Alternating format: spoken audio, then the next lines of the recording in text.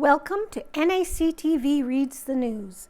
My name is Cathy McGrath, and I'm one of the many volunteers that help create programming for our station. NACTV can be seen on MTS Channel 30 or 1030, Westman Cable Channel 117, Bell Satellite Channel 592, or online at nactv.tv. These programs are made possible by our volunteers, staff, advertisers, as well as donations made by you, the viewers. If you are enjoying your NACTV experience, please consider supporting us by either donation or volunteering. You can contact our office at 204-476-2639 or at nactv@wcgwave.ca. And today is Friday, January 14th, 2022. And the headlines are good news. The New Year's baby has arrived. You can see pictured Scarlet Belle. Scarlet Belle Prudent was the first baby born in 2022 at the Neepawa Health Center. She arrived January 2nd at 2:04 a.m., weighing in at 8 pounds 7 ounces, or 3,852 grams. Scarlet is Sheila and Conrad Prudent's first little girl. Congratulations to the Prudent family. Pictured with Scarlet is the quilt made by the Tangled Threads Quilt Guild for the New Year's baby. And she's really cute.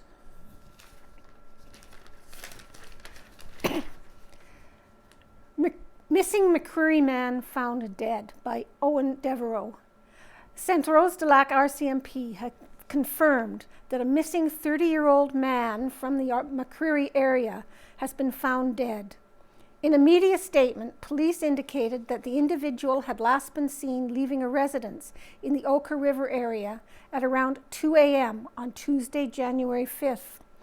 When the man did not arrive at his destination in McCreary, RCMP officers, along with numerous volunteers, conducted a search of the area.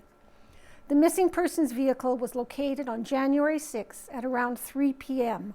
on Provincial Road 582, just west of Mackinac. The search for the person would continue until around 8 p.m. on January 6, when it had to be called off for the safety reasons due to the extreme cold. When the search resumed Thursday, the victim's body was found approximately 1 kilometer away from where his vehicle was found. St. Rose de Lac RCMP continue to investigate. Arden Post Office remains closed due to staffing issues. Last week, a letter to the editor by Caitlin Morton, former postmaster of the Arden Post Office, was printed in the paper. In the letter, Morton noted that she was unvaccinated due to concerns regarding the COVID-19 vaccine's impact on a pre-existing medical condition. The letter claimed that all employees with Canada Post were asked on November 26, 2021, to provide their vaccination status to the company, or they would be put on leave without pay. Morton said in an earlier letter that she did not comply and was told on November 27th that she was no longer able to go to work and was placed on leave without pay. Having previously been granted stress leave on November 17th, Morton said she reported back to the Post Office as originally scheduled in the agreement on December 20th, 2021, with a non-consent form and a notice of personal liability form. She claimed in the letter that she was escorted out of the building by a police officer and felt that the office was closed as a result of the action. The Banner and Press reached out to Canada Post for further details. The following response was received on January 5th, 2022, but was unable to be included in the January 7th edition with the aforementioned letter. The Arden Post Office has been temporarily closed due to staffing issues, and customers have been directed to temporarily pick up their mail at the Neepawa Post Office on Brown Street, explained Phil Legault, Media Relations for Canada Post. That location is open between the hours of 8:30 a.m. and 5 p.m. We thank our customers for their patience and understanding at this time as we look to resume regular postal service in Arden. And you can see there is a sign posted at the post office letting customers know that the office is temporarily closed and where to get their mail in the meantime. Classroom learning still set for January 17th return by Owen Devereaux. Editor's note. The return to classroom learning was still the official mandate of the provincial government as of the publication deadline of Wednesday, January 12th. Please keep alerted to banner and press social media platforms should any sudden changes be announced after that point in time. Barring any type of last-minute reversal from the Manitoba government, schools across the province will see all students return to the classroom learning on January 17th. On January 4th, the provincial government announced it would be taking a phased-in approach to the return to school with a 1-week remote learning period. Premier Heather Stephenson said that extra week away from the classroom was meant to give school divisions time to address staffing shortages and implement enhanced measures to reduce the spread of COVID-19. On January 10th, CBC Winnipeg reported that Education Minister Cliff Cullen sent an email confirming to them that the government continues to make investments in the classroom to ensure students can succeed at school when they return on January 17th, 2022. Since being informed about the required 1-week remote learning period, school divisions across Western Manitoba, including the Beautiful Plains School Division, have been quietly preparing for students to be back in class by mid-January. Teachers across Manitoba went back to work on Thursday, January 6th after winter break. Children of critical service workers and students with special learning needs were able to be in school from January 10th. The province expands eligibility for rapid antigen tests. The Manitoba government has announced it will be expanding the eligibility for rapid antigen tests for certain staff in critical service areas, including school teachers and staff who are showing COVID-19 symptoms. In a statement released on Tuesday, January 11th, the province said that the eligibility is being expanded to include all designated staff who are symptomatic and work as school teachers or staff with direct, ongoing, or prolonged contact with kindergarten to grade 12 students. Eligibility for rapid antigen tests is also being expanded to include symptomatic staff who work in early learning and childcare facilities, with community living disability service providers, with child and family service group care providers, in homeless and family violence shelters, in Manitoba families working in frontline positions with clients. The province said tests will be provided to staff who are already showing symptoms and are scheduled to work within 3 days. The tests are intended to be used only for designated staff who have COVID-19 symptoms, the province said in the news release. The province said it is also implementing a testing program for asymptomatic teachers, staff, and kindergarten to grade 12 students at Manitoba schools experience high case numbers or high levels of absenteeism. These schools will be provided rapid antigen tests to be used for students and staff who may potentially have been exposed as a part of a cluster or outbreak, or who are a part of a cohort with a concerning level of cases or absenteeism, the province said. The province noted that these programs are expected to be in place by January 17th and said more details are being finalized and will be sent to affected programs. The 2021 Farm and Leisure Lotto Total Biggest Yet by Kira Patterson. The final numbers are in for the 2021 Farm and Leisure Lotto. The annual fundraiser for the Beautiful Plains Medical Clinic brought in the highest amount to date in its most recent year. A total of $168,000 was brought in after prizes and expenses were paid out. That's huge money, expressed Mary Ellen Clark, lottery chairperson for the Medical Clinic Committee. In 2020, she stated that they brought in $160,000, which was also a very impressive sum. She noted that the committee wasn't sure if they'd surpass the previous year's totals, as many people had some extra cash to buy tickets that year because travel and recreation activities were limited due to COVID-19. That was huge for us to make this, Clark said, of beating the 2020 record. The money raised will go towards helping pay off the debt from the original purchase of the clinic, as well as ongoing maintenance and renovations. Clark said that the next thing on the clinic's to-do list is the south entrance of the building. She explained that they will be doing some renovations to that entrance, including adding an overhang over the door. Beautiful Plains Museum feature Gordon's School. In the pictures, these are a couple of the classes who attended Gordon's School. The individuals were not named, but the photos were from 1910 on the left and 1909 on the right. The teacher for Gordon's School in 1909 was Miss Parker. Submitted by Casper Wareham. Pictured here is the original Gordon School, which was built in 1883.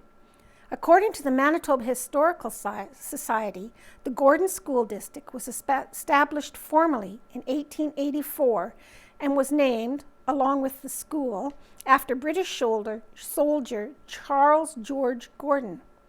The original building reportedly burned to the ground in February of 1913. Students attended classes in a renovated barn until a new building and playground was built 2 years later. The Gordon School closed in 1966, and the catchment area was divided between Neepawa School District number 126 and Brookdale Consolidated School District number 1299. The building was sold and dismantled, but the old school bell was put on display in a museum and a monument erected on the site.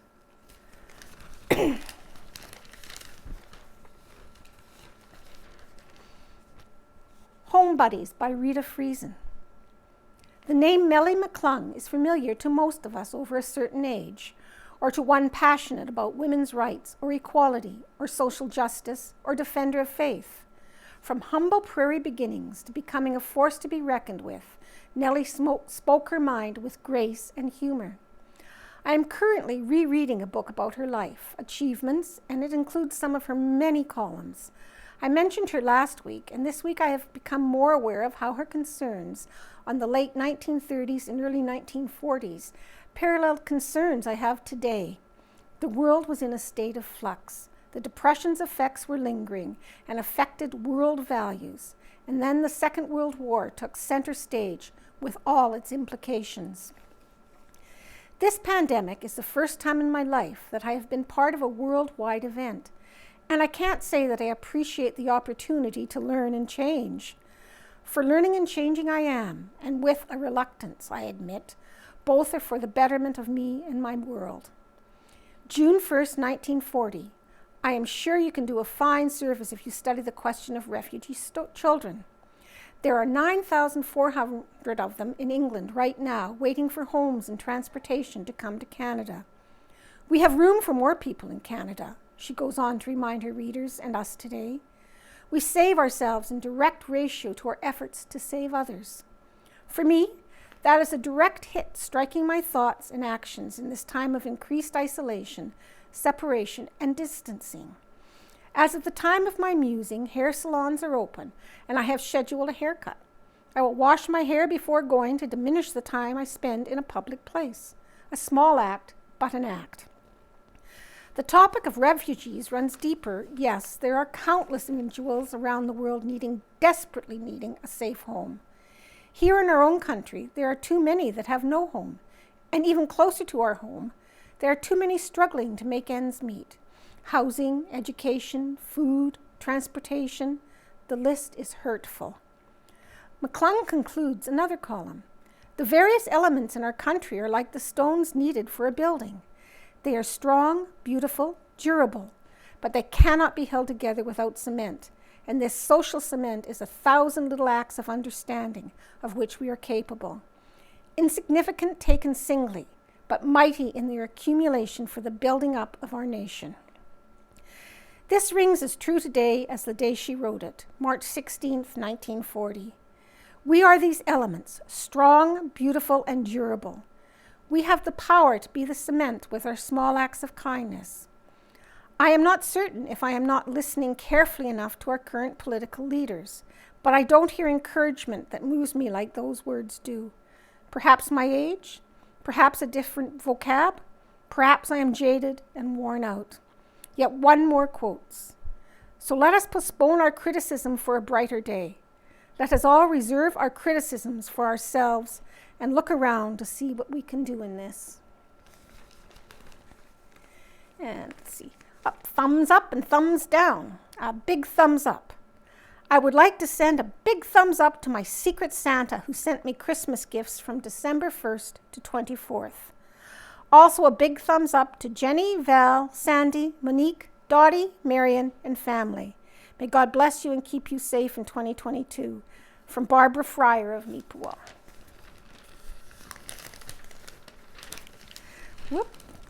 The Spruce Plains RCMP report by Corporal Jacob Stanton. During the week of January 3rd to 9th, Spruce Plains RCMP dealt with 40 police activities. January 3rd, RCMP responded to a report of an injured deer near Minnedosa that was blocking traffic. Police patrolled the area but did not locate the deer or any traffic hazard. Police conducted various traffic enforcements, engaged with several motorists. Numerous tickets for speeding were issued. January 4th, RCMP conducted a COVID compliance check at a residence in Gladstone. All persons were found complying with quarantine regulations. Police received a report of a two-vehicle collision in Neepawa that occurred earlier in the day. There were no injuries and no major damage to the vehicles. The matter was concluded. January 5th, RCMP conducted various proactive traffic enforcements, engaging with several motorists. January 6th, RCMP responded to a breach of peace at a residence in Plumas. The victim declined to go forth with charges, and therefore the matter did not proceed. Police received a report of a disturbance at a residence in Neepawa, where there was insufficient evidence to proceed. January 7th, RCMP received a report of a break and enter to the residence in the RM of North Cyprus, Langford. Police attended and cleared the interior and exterior of the house. No footprints or any other evidence was found to suggest a break and enter occurred. The matter was deemed unfounded. Police responded to a commercial alarm in Neepawa, which was later determined to have been set off accidentally. January 8th, RCMP responded to a single vehicle rollover in the arm of Minto Odana. Police attended where a tow truck was already on scene. There were no injuries to the driver, and poor weather conditions were determined to be a factor of the accident. Police were dispatched to a disturbance at a residence in Neepawa. The matter is still under investigation. January 9th, RCMP received a report of harassment in Minnedosa. After investigation, there was insufficient evidence to proceed further. RCMP conducted 21 traffic enforcement actions during this reporting period. Public service announcement. If you have any information about these crimes or any other crimes, please contact your local RCMP office or Crime Stoppers at 1-800-222-8477. Due to the ongoing COVID-19 pandemic, the Neepawa and Minnedosa RCMP detachments advise they will be limiting front counter services at the detachments until further notice.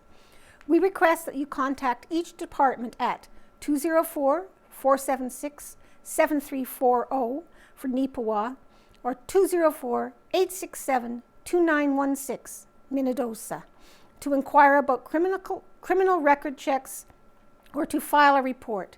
Leave a message if needed, and it will be checked the following business day. Do not leave a message if you require immediate police assistance.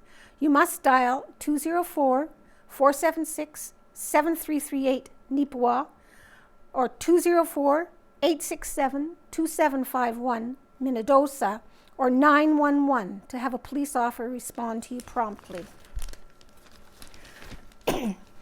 Amazing show of support for the Gladstone Golf and Country Club. Over $5,500 brought in through NYE fundraiser, and pictured are some of the volunteers and executives who helped prepare the meal, sell the tickets, and deliver the supper for the Gladstone Golf and Country Club New Year's Eve takeout meal.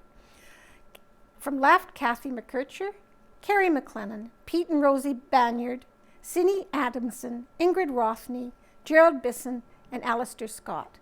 And this is submitted by Rosie Banyard. For the past few years, members of the Gladstone Golf and Country Club have celebrated New Year's Eve with a banquet, dance, and auction. Due to the current restrictions on gatherings, this hasn't been possible for the last couple of years, which has meant that the club suffered from a lack of funds. This was a major source of fundraising. The executive decided that for the 2021 New Year's Eve, something had to be done, and came up with the idea that the club would offer a takeout meal and also sell tickets on a booze basket raffle, which hopefully would help towards replenishing the much-needed funds. The response from the club members and the local community was outstanding, with people offering to give food towards the meal, bottles for the baskets, and monetary donations too. The menu consisted of pork loin, donated by High Life, meatballs and mushroom soup, donated by Todd Clayton and Tara Fulton, loaded baked potatoes, donated by Cascade Colony, glazed carrots and Caesar salad, donated by Neepawa Gladstone Co-op and Sobeys Portage, with cheesecake or brownie, donated by Cindy Adamson for dessert, complete with New Year's Eve noisemakers and napkins. A total of 115 meals were prepared and sold, and either picked up from the Stride Hall or delivered by volunteers to those who requested it. Tickets for the booze basket raffle were sold out within a couple of weeks, and the draw was made on New Year's Eve, with the event being shown live on Facebook. The winners were first place of $300 of liquor, Dallas Johns; second place, $200 of wine, Brian Thompson; and third place of $150 of beer, Donnie and Sheila Smith.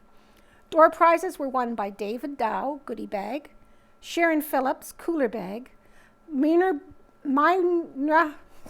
Bulow, gym bag; Carol Roulette, hoodie and hats. All of the prizes had been donated by local businesses or residents of the community. The executive would like to thank everyone who helped towards making the supper and raffle such a great success. It was a truly amazing show of support for the club, and the funds raised exceeded $5,500.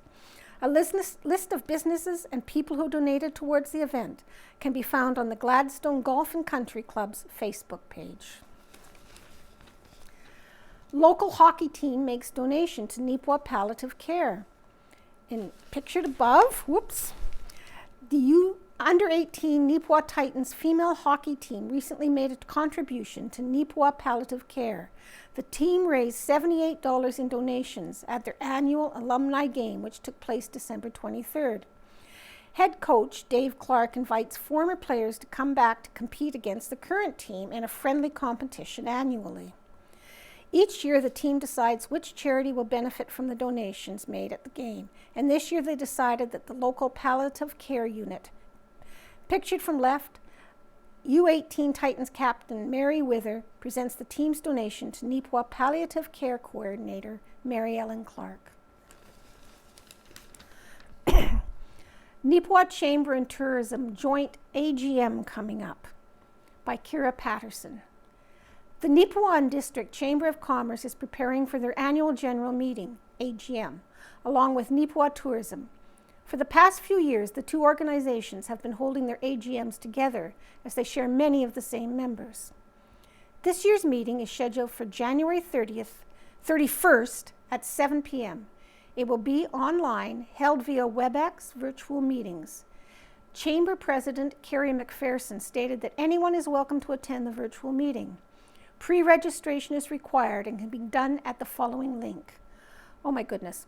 https://rbc-teams.webx.com/rbc-teams/onstage/g.php?MTID equals E296-1FA059B771FE96206-9B66. Oh my goodness. Individuals can also contact the Chamber office at 204-476-5292 or info@neepawachamber.com for information on registering and to get the registration link emailed to them. That sounds easier. The AGM will feature comedian Big Daddy Taz as the keynote speaker, also known as the bipolar Buddha. Taz has been diagnosed with several mental illnesses and uses his experiences and platform as a stand-up comic to help end the stigma around mental health. Taz's performances aim to enlighten, educate, and inspire, with his mantra being self-care, healthcare, laughter, and love. McPherson noted the agenda includes a presentation by our comedian, review of the financials of 2021 and budget for 2022, signing of the board memberships for both tourism and chamber, and presentation of the Business of the Year award. The chamber is also looking to their members for event sponsorships.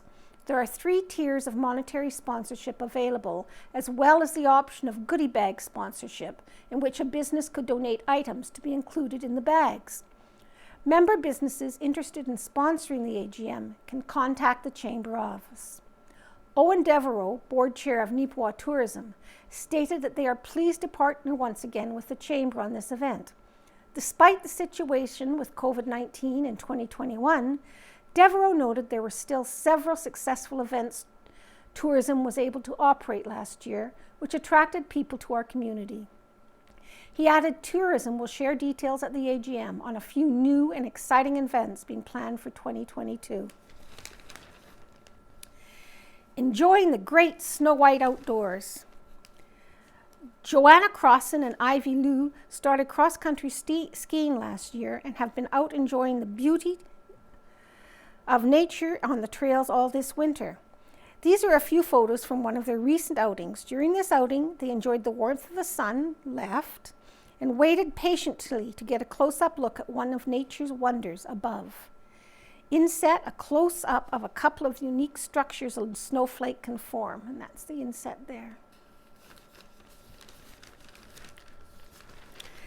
And we move on to sports. Excuse me. McGregor Wild Win Big in Neepawa by Owen Devereaux. An exceptional performance on the power play combined with the solid effort from the goaltender Rhett Boschman powered the McGregor Wild to a 9-1 win over the Neepawa Farmers. The Wild scored 5 goals with man advantage on Sunday, January 9th, including 4 in the final 20 minutes of regulation. McGregor also played a near flawless game while shorthanded, blanking Neepawa on a pair of 5-on-3 penalty kills. They also scored once shorthanded to add to the Farmers' misery. Dalen Moyer had a pair of goals and assists for the Wild, while teammates Maverick Rafter and Patrick Sheldon both had 4-point performances, 1 goal, 3 assists. Other goal scorers included Drake Shepard, Darren Gisty, Braden Klippenstein, Carl Messenberg, and Drew Anderson. Ben Ranka collected the only goal for Neepawa, with assists on the play going to Brad Marshall and Lance Nugent. Goaltender Rhett Boschman picked up the win for the Wild off of a 33-save effort. This victory by McGregor, combined with a 5-1 win for the Minnedosa Bombers over the Gladstone Lakers, made things very interesting within the THHL's Eastern Division. Those 4 clubs are now all within 2 points of one another in the standings, with only a half-dozen games remaining in the regular season. This weekend could go a long way towards clearing up the clutter in the standings, as the Neepawa Farmers play in Carberry on Friday, January 14th, and Minnedosa on Saturday, January 15th. And pictured above here is goaltender Rhett Boschman made 33 saves for the McGregor Wild in their game against the Neepawa Farmers on Sunday, January 9th, including this chance in the second period against Neepawa's Lance Nugent. And Steelers subdue Titans in Selkirk by Owen Devereaux. The Neepawa Titans hit the road for the first time in the new year, traveling to Selkirk on Saturday, January 8th for a game against the Steelers. The Titans were hoping to build off of their solid play on Tuesday, January 4th, where they picked up a 6-4 win over Selkirk at the Yellowhead Center. Unfortunately, it was the Steelers who would end up the night with the victory, doubling the Neepawa by a score of 4-2. Both teams scored once in the first period, with Quinton Hill getting 1 for Selkirk and Connor Brust replying for Neepawa. A pair of goals in the second period ended up being the deciding factors on the evening, with Matthew Gerke and Matteau Catelier each scoring for the home side, while Jaeger Lapointe was able to cut the deficit early in the third period with his 17th goal of the season. Selkirk head on, adding an empty net goal with just 4 seconds remaining in regulation. Despite the loss, the Titans remain a point up on Swan Valley in the standings. Next for Neepawa will be a pair of games against the Portage Terriers. The Titans will host Portage on Saturday, January 15th. Start time at the Yellowhead Centre is scheduled for 7:30 p.m. Due to provincial COVID-19 restrictions, the permitted fan attendance will be capped at 250 people. Cooper Kasprick signs letter of intent with Titans by Owen Devereaux. A Kasprick family member have been loyal supporters of the Neepawa Natives Titans for several years. In the near future, they'll have an even bigger reason to support the club, as one of their own will be proudly wearing the team colors. Cooper Kasprick has officially signed a letter of intent for the 2022-2023 MJHL hockey season. A native resident of Neepawa, Kasprick was an auto-protected player under the MJHL Bantam draft rules. The 16-year-old forward has played in 30 games for the Central Plain Capitals and the Yellowhead Chiefs under-18 teams the last 2 seasons and has 10 goals and 10 assists at a time. Kasprick said he is looking forward to competing for his hometown team. My family has been billeting players for many years, so I have grown up watching my billet brothers play here. I am excited to follow in their footsteps and play Junior A hockey for my hometown team, said Kasprick. Titans trade for Selkirk forward. The Neepawa Titans have acquired the playing rights to the forward Tristan Thompson from the Selkirk Steelers. The 20-year-old from Winnipeg has played 153 games in the MJHL over the last 4 years, with stints in both Selkirk and Virden. In that time, Thompson has accumulated 38 goals and 35 assists, including 24 points this year, 10 goals, 14 assists in 31 games. Carberry, North Cypress, Langford. The Carberry Elks received 60-year pins. Pictured here, from left, Calgary Elks Byron Steen, Gerald Olmsted, and Neil Olmsted received their 60-year memberships by Gladwin Scott. 3 longtime Carberry Elks members recently received their 60-year pins from Manitoba Elks past president Les Walker. Gerald Olmsted, 88, Byron Steen, 89, and Neil Olmsted, 87, were pleased to be recognized. The Carberry Elks Lodge was formed November 1st, 1961, with the support of the Neepawa and Portage La Prairie Lodges. Mayor Stuart Olmsted, an elk himself, brought greetings from the town and congratulated the Elks for all their positive contributions to the community. About 18 months ago, 60-year pins were presented to Neepawa Elks Jim Small and Gerald Buchanan by then Elks President Les Walker. Community profile, Andy Nicolason, and she's pictured here by Gladwin Scott. Andy Nicolason, 17, is a member of the 2022 Carberry Collegiate graduating class and plans to continue her education at Assiniboine Community College in business and then obtain her real estate license. She currently has 2 part-time positions, working at a waitress in Robin's Nest and more recently as a secretary for the Carberry United Church, which she likes very much. Andy comes from a very musical family and is a percussionist for the senior high school band who had a virtual winter concert in early December. In the school music program, she started out with the flute, but really enjoys being a percussionist. She is also a talented singer and sang "O Holy Night" with her mother, Becky, and Reverend Emma Simone, a dynamic trio at the Christmas Eve United Church service. She attended a volleyball clinic in Sanford 2 years ago and played left side for the Cougars senior varsity girls team, who were zone finalists this year. Andy also plays fastball and does the long jump and triple jump in track and field. People who have positively influenced her life are her parents, Gerald and Becky, her grandparents, Wayne and Andrea Blair, who was a longtime United Church choir director. GCB Wildcats hockey update by Gladwin Scott. In Westman High School Hockey League, WHSHL action, the Glenboro Carberry Boulder Wildcats are currently in third place in the 18-team circuit with a total of 27 points, behind the Killarney-Wawanesa Raiders and the Vincent Massey Vikings. 3 Wildcat players are in the WHSHL scoring parade. Trey Dixon is second overall with 39 points and 24 goals, tops in the league. Jaron Waldner, meanwhile, is currently 5th with 38 points and 23 assists. And Kylan Aiken is in 10th spot with 30 points and 17 goals. And here, beautiful Plains Museum feature, the Norths. This undated photo from the Beautiful Plains Museum in Neepawa features members of the North family. Specifically, Mrs. and Mrs. Nee Amelia Lawford George North, pictured in the back row, left to right, Hazel Taylor, George Tom died young, center, Amelia holding Alfred, Harriet Martin, Violet Sinclair, Ida Graham, front, Fred Mary Thorne, missing Ada Fiscal and Ann Turner. It's quite a family. And now we'll go to looking back. 1962, Neepawa men learn the ropes. That's in this picture.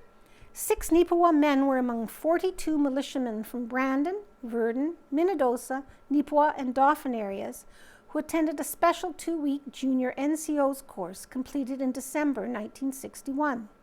And others were regular militiamen.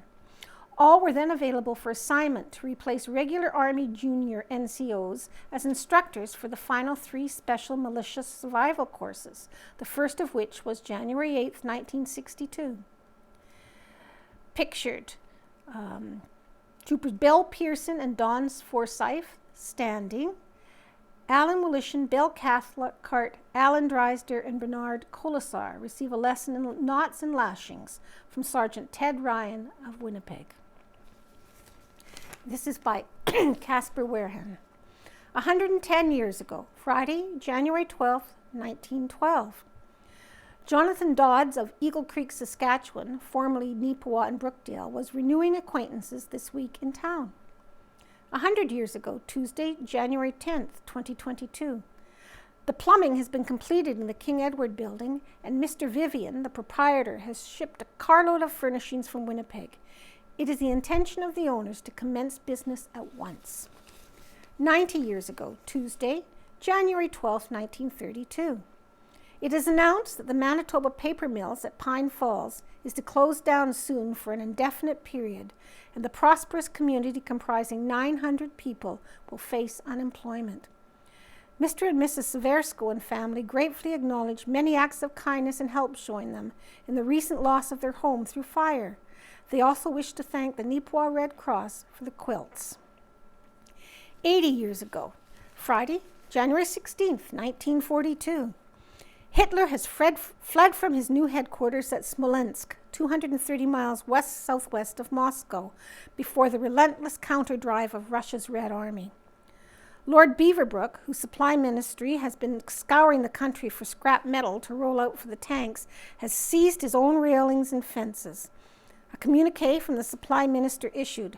Lord Beaverbrook's fences and railings at Chirkley, his county home, have been seized by the Ministry of Supply.